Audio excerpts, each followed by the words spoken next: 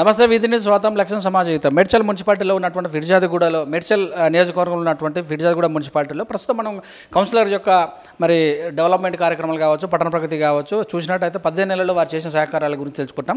23వ division నుంచి గెలిచినటువంటి మరి మధుసూదన్ రెడ్డి గారు ప్రస్తుతం మాట్లాడుతున్నారు. వారిని అడిగి వారు ఎలాంటి సహకారాలు అందించారు వారి మాటలు తెలుసుకున్నాం. నమస్తే అండి. నమస్తే. నేను మొత్తం మీద చూస్తే యంగ్ అండ్ డైనమిక్గా అంటే యూత్గా ఉన్నప్పుడే ప్రజాప్రతినిధిగా ఎన్నుకున్నారు. ఎలా అనిపిస్తుంది? ఫస్ట్ ఈ యూత్గా ఉన్నప్పుడు అంటే నేను 18 సంవత్సరాల సందే రాజకీయంలో వచ్చాను. నాకు ఓటు రాకముందుకే నేను ఊర్లోకి వెళ్ళి బీసీ క్యాండిడేట్ అయిన కృష్ణయ్య గౌడ్ అని తనను గెలిపించడం జరిగింది. తన తర్వాత మా మమ్మీని గెలిపించడం జరిగింది. తర్వాత మా వైఫ్ని గెలిపించడం జరిగింది. అక్కడ మాది కొండపోశమ్మ ముంపు గ్రామంలో మా విలేజ్ కొండపోశమ్మ సాగర్కు గవర్నమెంట్కు అంకితం చేయడం వల్ల మేము ఈరోజు హైదరాబాద్కి వచ్చి నేను ఇక్కడ కార్పొరేటర్ పోటీ చేయడం జరిగింది. ఈ కార్పొరేటర్ పోటీ చేయడంలో నాకు ఫిర్యాదిగూడ మున్సిపాలిటీ నుంచి వెళ్ళి 23వ వార్డు నుంచి వెళ్ళి నాకు ఘన స్వాగతం ఇచ్చిన పెద్దలకు ఫస్ట్ నాయనలకు, అన్నలకు, తమ్ముళ్ళకు, యూత్కు పేరు పేరున ఫస్ట్ నమస్కారం. ఎందుకంటే నేను ఒక ఇండిపెండెంట్ క్యాండిడేట్ ఉన్నా కానీ నన్ను భారీ మెజార్టీతో గెలిపించి వాళ్ళు నాకు ఘన స్వాగతం పలికి ముందుకు పంపించారు. ముందుకు పంపించినప్పుడు నేను వాళ్ళకి ఇట్లా చెప్పాను, నేను ఏది ఉన్నా ఫస్ట్ మీ తర్వాతనే నాకు రాజకీయ నాయకులు అని అందరికీ చెప్పడం జరిగింది. ఈరోజు ఇట్లా అదే పాటిస్తున్నాను. నాకు ఏది ఉన్నా కానీ వాళ్ళ తర్వాతనే నాకు రాజకీయ నాయకులు అనేది ఆరోపణ నా లోపల ఉంది. ఎందుకంటే నన్ను ఒక ఎక్కడి నుంచో వచ్చి మారుమూల నుంచి వచ్చి అక్కడ నేను ఇక్కడ బతకడంతో నాకు ఇచ్చిన వాళ్ళు ఒక గిఫ్ట్ కానుక, పెద్ద కానుక, అది ఒక కొడుకులాగా ఒక తండ్రిలాగా చూసుకొని నన్ను అన్నలాగా చూసుకొని నన్ను ప్రతి ఒక్కరు ముందుకు తోలి నన్ను గెలిపించడం జరిగింది. గెలిపించినాక నేను అదే రోజు నెక్స్ట్ రోజే టీఆర్ఎస్ పార్టీ వాళ్ళందరూ కలిసి నేను టీఆర్ఎస్ పార్టీ నా వైపు టీఆర్ఎస్ పార్టీ కాకపోతే ఏంటంటే నాకు కొంచెం ఒక బాధ అనేది ఉండేది.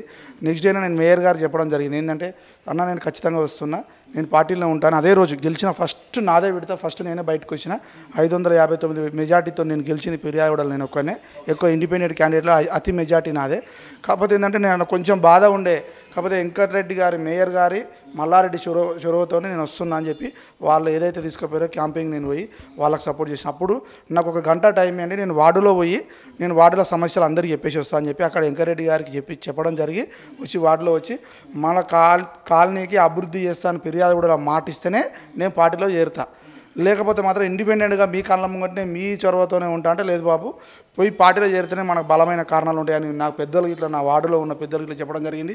ఈ రోజు వరకు ఇట్లా నన్ను మేయర్ గారు కానీ డిప్యూటీ మేయర్ గారు కానీ మా మినిస్టర్ మల్లారెడ్డి గారు కానీ మంచిగా చూసుకుంటారు. ఎందుకంటే ఆ రోజు మాట ఇచ్చారు, అదే మాట పైన నాకు ఇవాళ ప్రతిదీ అడగగానే కాదు అనుకుంటా ప్రతిదీ ఇస్తారు. ఇవాళ ఫిర్యాదిగూడ మున్సిపాలిటీ ఇంత ముందుకు పోతుందని నేను అసలు ఊహించలేదు. మా మేయర్ గారు బాగా చొరవతోని ఇలా చాలా ముందుకు పోయి మేము రాష్ట్ర వ్యాప్తంగా పేరు తెచ్చుకోవడము మాకు చాలా అసలు చెప్పరానంత సంతోషంలో ఉన్నాం మేము. ఎందుకంటే ఇంకా ముందుకు పోవాలని మా మేయర్ ఇంకా చాలా చేస్తారని నమ్మకం నాకు 100% ఉన్నది. సో కరోనాలో మరి ఇండిపెండెంట్గా మీకు మద్దతు ఇచ్చిన వ్యక్తులకు అంటే ఇక్కడ ఏమైనా సహకారాలు అందించారా? బియ్యం, ఉప్పు? నేను నా లాస్ట్ ఇయర్ కరోనా వచ్చినప్పుడు నేను 30 క్వింటాల బియ్యం సంతానంగా నా బర్త్డే రోజు April 24 లాస్ట్ ఇయర్ ఉండే మా అందరికీ పేదలందరిని పిలిచి ఇంటికి 25 కిలోల బియ్యము, ఒక 5 కిలోల ప్రతి ఒక్కటి 5 కిలోల బ్యాగుతోని కూరగాయలు పంపిణీ అన్నీ చేయడం జరిగింది. అందుకే ఎందుకంటే నేను కాలనీలో ప్రతి ఒక్కరికి చెప్పిన నేను ఏదున్నా నేను ఇంటిలాగా పనిచేస్తా, మీరు నన్ను పిలుచుడు కాదు, మీరు పిలిస్తే నేను వచ్చేలాగా పనిచేస్తాను మాట ఇచ్చిన. అదే తరఫున ఇప్పుడు నేను కాలనీలో పోయి పనిచేయడం జరుగుతుంది. ఎందుకంటే నన్ను కాలనీలో ఒక బిడ్డలాగానే చూసుకుంటారు. ఇప్పుడు ఇట్లా కేవలం ఈరోజు ఇట్లా ఏ పార్టీ అనేది నాకు తెలియదు, పార్టీ ఎవరు పార్టీల కాడ తర్వాత రాజకీయ అయినప్పుడు పార్టీ, ఇప్పుడు మాత్రం నేను ఒక టీఆర్ఎస్ క్యాండిడేట్గా ఉన్నా కాబట్టి నేను ఒక ప్రజాప్రతినిధిగా ఉన్నా కాబట్టి నన్ను అదే విధంగా చూస్తారు. ఒక కార్పొరేటర్ మాకు ఇట్లాంటి కార్పొరేటర్ దొరుకుడు, మాకు యూత్ దొరికి నన్ను వాళ్ళు సంతోషపడతారు. నాకు ఇట్లాంటి మనుషులు కాలనీ ఉన్నారని నేను కొంచెం మెయిన్గా ఏంటంటే నాకు ఈ మేయర్ దొరకడం 100% నాకైతే సంతోషమైన మాటనే ఉంది. ఎందుకంటే ఒక విజన్గా అంటే దీన్ని ఎట్లా తీసుకుపోతే ముందుకు పోతాము, రేపు పొద్దున మనది ఏంది ఫ్యూచర్ ఏంది అనేది విధంగా నేను ముందుకు పోతుండు. మా మెయిన్గా మా మేయర్ గారికి నేను బలమైన స్వాగతం చెప్తుంది. ఎనీ టైం మేయర్ గారు తోడు నీడగా ఉంటా అని చెప్పి ఈ ప్రెస్ ద్వారా చెప్పడం జరుగుతుంది. సో మొత్తం వ్యాక్సినేషన్ వేయించుకురా మరి ప్రజలకు ఎలా వేయించారు? నా వార్డులో ఉన్న ప్రతి ఒక్కరికి నేను మెసేజ్ గ్రూపులు ఉన్నాయి, 4 ఖాళీలు ఉన్నాయి. 4 ఖాళీలలో మీకు ఎలాంటి ఇబ్బందులు ఉన్నా ఏదున్నా వ్యాక్సినేషన్ తరఫున నాకు ఫోన్ చేయండి, నేను వచ్చి చేయించడం జరుగుతుంది. నాకు వార్డులో స్పెషల్ ఆఫీసర్ అని శివ ఉంటాడు, తన నెంబర్ నా నెంబర్ ప్రతి ఒక్కరికి ఇచ్చాం. అట్నే సతీష్ రెడ్డి అని మా వార్డు ప్రెసిడెంట్, టీఆర్ఎస్ ప్రెసిడెంట్ ఉన్నాడు. 3 నెంబర్లు, ప్రతి ఒక్క ఇంట్లో మా 3 నెంబర్లు ఉన్నాయి. ముగ్గురికి ఫోన్ చేయండి ఏ ఇబ్బందులు ఉన్నా అని చెప్పి. నేను ఇట్లా వ్యాక్సినేషన్ డబల్ డోస్ మేయర్ గారితోనే తీసుకోవడం జరిగింది. ఇద్దరం సేమ్ డే తీసుకున్నాము. వ్యాక్సినేషన్ నా ఇట్లా డబల్ డోస్ అయిపోయి 1.5 మంత్ అయిపోతుంది. మిగతా వాళ్ళకి ఇట్లా చాలామందికి ఇట్లా డోసులు ఇప్పించాము. ఎవరన్నా ఒకవేళ ఒక రోజు లేట్ అయినా నెక్స్ట్ డే అయినా పోయి ఇప్పించడం జరిగింది మా వార్డులో. సో మరి వరదల ముంపు ఎలా ఉంది మీ యొక్క డివిజన్లో? లాస్ట్ ఇయర్ వరదల ముప్పు అంటే ఇప్పుడు ఉన్న ఫిర్యాదుగూడ మున్సిపాలిటీలో ప్రతి ఇయర్ నాది కొంచెం, ఎందుకంటే అది ఎప్పుడో 20-30 ఏళ్ళ కింద కట్టిన ఇండ్లు, మినిమం 50 ఏళ్ళ కింద కట్టిన ఇండ్లు. అప్పుడు ఒక రోడ్ డిజైన్ ఉంటే ఇప్పుడు ఒక రోడ్ డిజైన్ అయిపోయింది. ఒక 20-30 ఇండ్లు లాస్ట్ టైం ఇట్లా ఒక 50 ఇండ్ల దాకా మునగడం జరిగింది. ఉన్న ఫిర్యాదుగూడలో ఉన్న ఫస్ట్ ఎవ్రీ ఇయర్ నేను హైదరాబాద్కి వచ్చినప్పటి సంది ఆడ ఒక 5-6 ఇండ్లు మునగడం జరుగుతుంది. అదే కొనసాగుతుంది. ఈసారి మేయర్ గారు గట్టిగా, పోయినసారి లాస్ట్ ఇయర్ అందరం బాధపడ్డాం. ఆ బోర్లలో నుంచి నీళ్ళు రావడం, ఆ బోర్ అసలు అలా బాధలు చూస్తే బాధ అనిపించి నేనే ఇళ్ళలోకి వెళ్ళి మరి ఇంత వాటర్ ఉన్న అన్నాలు టిఫిన్లు అన్నీ ఇవ్వడం జరిగింది. నా వార్డులో కొంచెం అందరికంటే ఫిర్యాదుగూడలో అందరికంటే మామూలు వర్షం పడ్డా నా వార్డులో ఒక 10-20 ఇండ్లు మాత్రమే మునిగిపోతూనే ఉంటాయి. అందరికేమో ఎక్కువ వర్షాలు పడి మునిగిపోయినాయి. ఈసారి నాకు మామూలుగా వర్షాలు పడ్డా మునిగిపోవడం జరిగింది. మన మేయర్ గారితో గట్టిగా అడగడం జరిగితే 2 కోట్లు ఏదో శాంక్షన్ అయింది అన్నారు. కానీ ఆ 2 కోట్లది ఇప్పుడు మళ్ళీ కాలేదు, పెద్ద లైన్ వస్తుంది. అది ఈ చిన్నదాంతో చేస్తే మళ్ళీ సేమ్ ప్రాబ్లం ఉంటుంది. బోడుప్పల్ నుంచి 490 కోట్ల వరకు శాంక్షన్ అని చెప్పి మా మేయర్ గారు చెప్పడంతో నేను సంతోషంగా ఉన్నాను. కొంతమందికి ఇప్పుడు నా వార్డులో పెద్ద మనుషులు ఉన్నారు, వాళ్ళు తెలియదు ఇంతకుముందుకే 2 కోట్లు శాంక్షన్ అయ్యాయి కదా, ఇది ఏంది పరిస్థితి, ఏంది ఇట్నే పోతున్నదిగా మునిగిపోతుంది. కానీ వాళ్ళకు బాధతోని భయంతో ఇప్పుడు ఆ ఇంట్లో ఉన్నారు. వాళ్ళకి సంబంధించి చెప్పడం జరుగుతుంది. కొంతమంది అర్థం చేసుకుంటారు, కొంతమంది అందరిని అర్థం చేసుకునేలాగా నేను ప్రయత్నమే చేస్తున్నాను. సో ఫీవర్ సర్వే జరిపించరా? అన్ని ఫీవర్ సర్వే ఇట్లా ఇంటింటికి ఖచ్చితంగా వచ్చి మా వార్డులో ఆఫీస్లో నా వార్డు కమిటీలు 2 ఉన్నాయి. కమిటీల కాడికి వచ్చి చేసుకోరు. కొంతమంది ఇళ్ళలో పోయి చేయించిన పెద్ద మనుషులు ఉంటే అట్లాంటివి అన్నీ చేయడం జరిగింది. పట్టణ ప్రగతి మన జరిగింది 10 రోజులు. మన పట్టణ ప్రగతిలో మంచిగా మేము చెట్లు నాటడం జరిగింది. ఉన్న చెట్లను ఇట్లా మంచిగా ఏమైనా మురికి ఉన్న చెత్త ఉన్న ప్రతి ఒక్క 10 డేస్ మేము దగ్గరుండి 13 డేస్ దగ్గరుండి మేము ప్రతి ఒక్కటి చేసుకోవడం జరిగింది. ఇంకా చిన్న ఏమైనా ఉన్నా మా పెద్ద మనుషులు చెప్తారు. పట్టణ ప్రగతిలో ఇట్లా ప్యాచ్ వర్కులు ఇట్లా చేస్తున్నాం. ఇంకా కొన్ని ప్యాచ్ వర్కులు ఉన్నాయి, అవి ఇట్లా 5 డేస్లో కంప్లీట్ చేస్తాను వాళ్ళకి మాట వేయడం జరిగింది. నా దాంట్లో ఏం లేదు, ఒక సీసీ రోడ్ ఉంది. అన్ని పనులు అభివృద్ధి అయి ఉన్నాయి. మా మేయర్ గారు వచ్చాక నాకు 4-5 పనులు అభివృద్ధి చేసింది. డ్రైనేజ్ లైన్లు, వాటర్ లైన్ మాత్రం బ్రహ్మాండంగా అయిపోయింది. కొంచెం ఇక నెక్స్ట్ ఇయర్ అయితే మేయర్ గారు నీకు 24 అవర్స్ వాటర్ వచ్చే ప్రయత్నం చేస్తా. ఈ ఒక ఇయర్ అందరిని కాలనీలో మీటింగ్ చెప్పడం జరిగింది. సో కమిటీ వాళ్ళు ఏమైనా కొత్తగా కానీ దోమల కోసం ఏమైనా నివారణ? దోమల కోసం నివారణ అంటే దోమలది ఫాగింగ్ మిషన్ పంపించడం జరుగుతుంది. దాంతో మేము దోమల మిషన్తో ఫాగింగ్తో ట్రై చేస్తున్నాం. కమిటాలు ఇట్లా మాకు మంచిగా ఉన్నాయి. కాకపోతే ఏంటంటే కమిటాలలో ఓపెన్ జిమ్ ఇప్పుడే మొన్న స్టార్ట్ చేసినాము. ఓపెన్ జిమ్ పెట్టడం జరుగుతుంది. దానికి కావాల్సిన అభివృద్ధి చేస్తాను మాట ఇచ్చిండు. కాకపోతే నాకు పార్క్ ప్లేసులు లేవు. ఉన్న 2 ప్లేసులు కమిటాలు కట్టేసారు. పార్క్ ప్లేస్ చేయలేదు నా ఏరియాలో. దాని గురించి నేను ఇంతకుముందు గెలవక ముందుకి ఇట్లా సీసీ కెమెరాలు, నేను రాజకీయం రాకముందుకే బీసీ వస్తుందా జనరల్ వస్తుందా, జనరల్ మైలో వచ్చినా నేను రాజకీయంలో రాకపోయేటోని సేవ చేసేటోని, ప్రజలకు వార్డు తరఫున సేవ చేస్తున్నాను. అది జనరల్ వచ్చుట్లో నేను వచ్చిన వాడ రాకముందుకే నేను ఒక 7 లక్షలు పెట్టి కెమెరాలు నా సొంత నిధులతో కెమెరాలు పెట్టడం జరిగింది. దాంతోపాటు నా వార్డులో పెద్ద రాళ్ళు ఉండే, ఎక్కడి నుంచో అప్పుడు ఉప్పల్ నుంచి ఇక్కడి నుంచి తీసుకొచ్చి అక్కడికి కొన్ని పోయడం జరిగింది. అక్కడ కొన్ని స్థానికంగా కొన్ని ఉండడం జరిగింది. దాంతో నేను ఆ రాళ్ళు మొత్తం ఎత్తిపోసి చేసేసరికి ఆ పెద్దల గుండెలలో నేను దట్టిపోయి ఆ పెద్దలే నన్ను బలంగా చూసుకొని యూత్ నా వెంబడి ఉండి నన్ను బలంగా చూసుకొని నన్ను గెలిపించడం జరిగింది. ఇవాళ మీ ప్రెస్ ముంగడికి వచ్చి మాట్లాడాడు కారణం ఇట్లా ఆ పెద్దలే. సో యూత్ కదా సీరియస్ అవుతుంటారు ఏదైనా చిన్న విషయానికి? నేను అస్సలు సీరియస్గా నన్ను తిట్టినా నేను పడే అసలు రకం నాది. నేను సీరియస్ అనేది నాకు లేదు. కాకపోతే కొంతమంది అర్థం చేసుకోకుండా నేను పొద్దున పోయి వాళ్ళని ఇట్లా చేసిన బాబు ఇట్లా అయింది కొంచెం అర్థం చేసుకొని బదిలాడతా, కానీ వాళ్ళ మీద నాకు సీరియస్ అనేది నాకు తెలియదు.